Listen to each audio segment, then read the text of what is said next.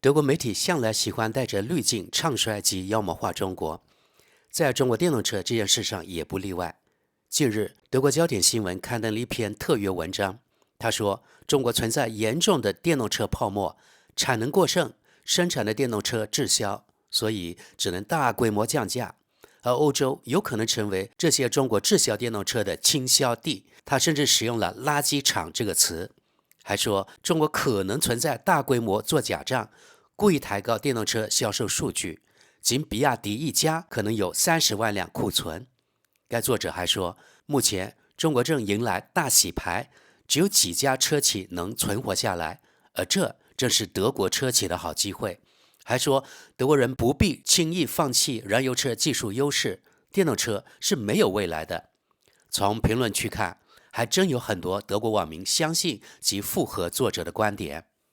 咱们来看看该报道。泡沫爆了，德国不能沦为滞销中国电动车的垃圾场。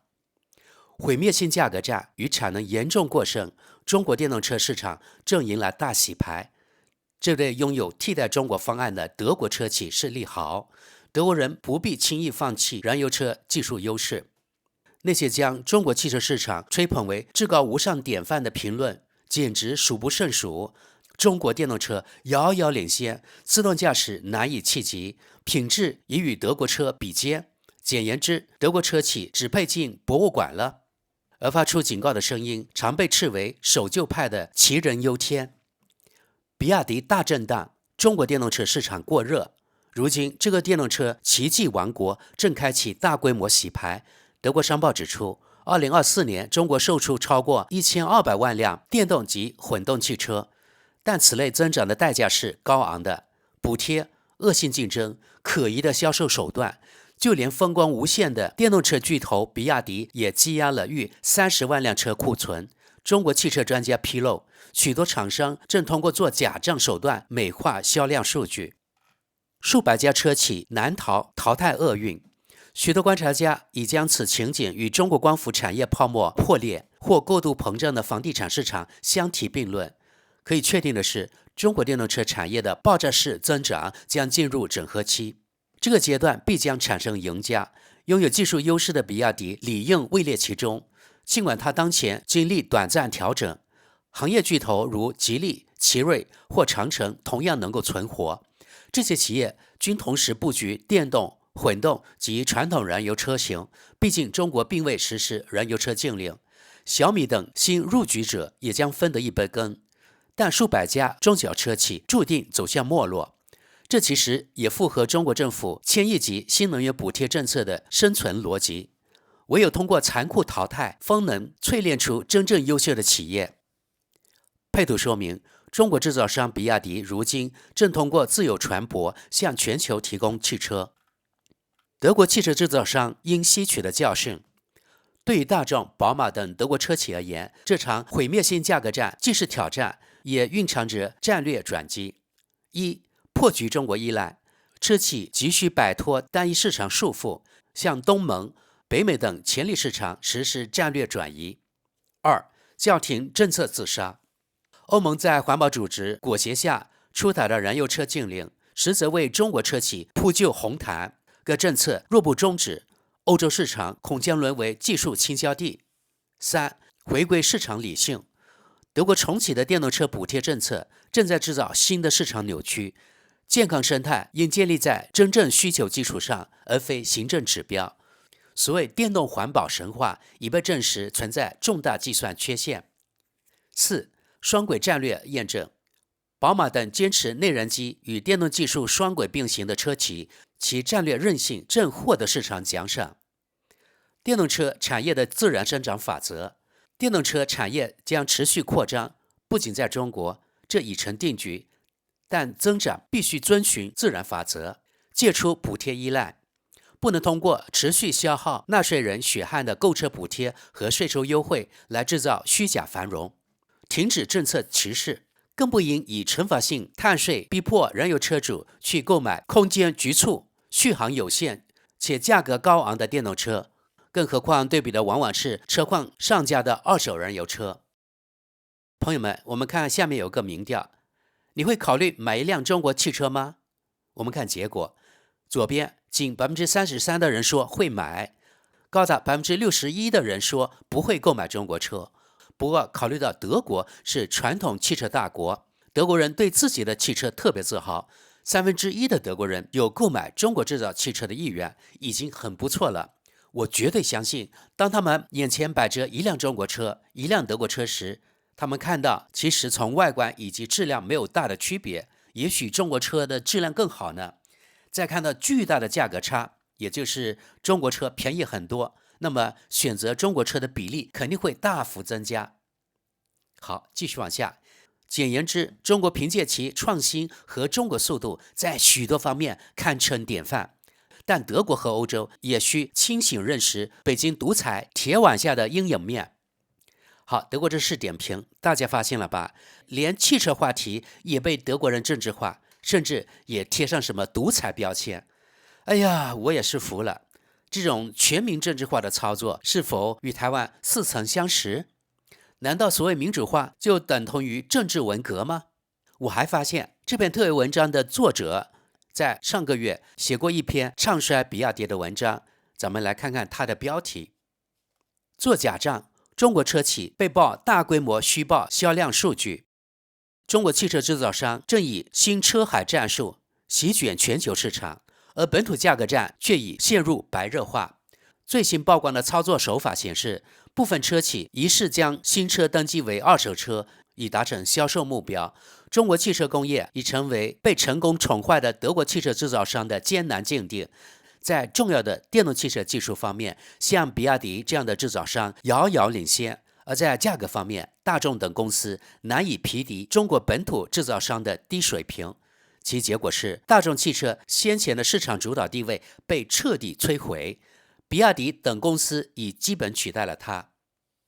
好，朋友们，我们回到刚才这个评论文章，看网民评论。第一条评论：完全正常，中国大力推动了电动汽车的发展，现在只有最优秀的企业能够存活，若非如此，如此快速的发展根本不可能实现。咱们看跟帖：中国充分利用了疫情期间的时机，在我们忙于居家办公的2年间，全力发展电动汽车，并超越了德国汽车工业，这绝非偶然。咱们看另一条跟帖：中国的做法与太阳能电池如出一辙，中国则扶持生产端，而德国支持销售端，因为这能赢得选票。结果就是德国消费者双重获益，既享受德国对消费者的补贴，又间接得益于中国对其本土制造商的扶持，但德国自己的企业却遭受重创。再看另一条跟帖：德国政府同样大力扶持本国汽车工业，若非如此，奔驰、宝马和奥迪的庞大销量从何而来？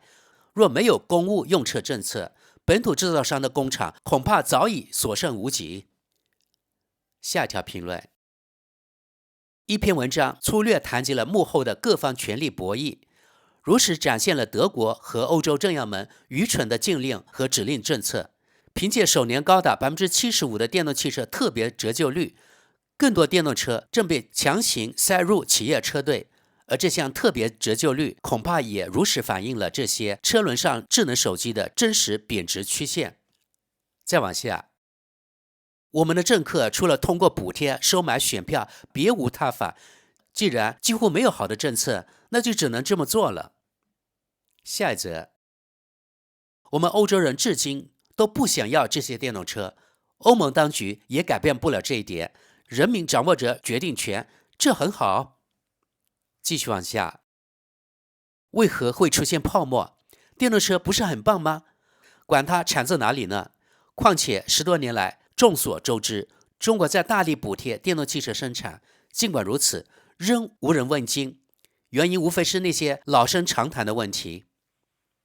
再往下，比亚迪电动车多年来成批停放在临时租赁的场地上，以当日上牌名义囤积，纳税人最终不仅要支付已发放的补贴，还得承担这些车辆的报废费用。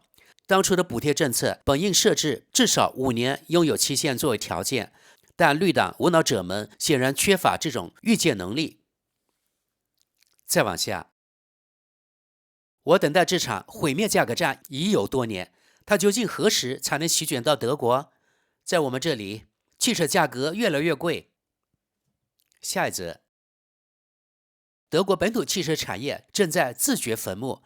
最近参观了一场零部件供应商行业的招聘会，简直像是绿党举办的活动，全场都在标榜多元化和绿色环保。至于这些企业的实际业务，你得从边边角角的小字里去找。中国这下可偷着乐了。下一则，我们迟迟未能认清了一个事实：中国正试图向欧盟倾销其滞销电动车。继续往下，电动汽车的普及已成定局，参见上排量数据，它们早已满足日常使用需求，不出数年将在所有领域全面超越燃油车。只需看看奔驰汽车上周发布的新品便知，更何况德国车企即便脱离燃油车技术，也绝非处于下风。再往下，现实已经摆在眼前，福特只生产 SUV 和厢式货车，结果库存积压。大众和奔驰试图转型，却徒劳无功。法国和日本车企多元化布局，风生水起。或许吃一堑才能长一智，单靠电动车根本无利可图，看看现在的特斯拉就知道了。下一则，根本不存在什么毁灭性价格战，中国产品的定价恰恰证明我们这里的电动车价格虚高，因为制造商自然将其视为现有燃油车版本的竞争对手，不愿让其冲击现有销量，而中国企业凭借更低的生产成本，根本没有这种顾虑。事实上，制造电动车所需的技术积累远少于燃油车，只要这个矛盾存在，我们就无法取得进展。再往下，在我看来，电动车在2025年仍无法像柴油车和汽油车那样满足日常使用需求，或许未来某天能实现。尽管如此，我还是要纯粹出于恶意，建议电动狂热粉和马斯克反对者们去买中国电动车，你们懂的。再往下，消费者倒是赚到了。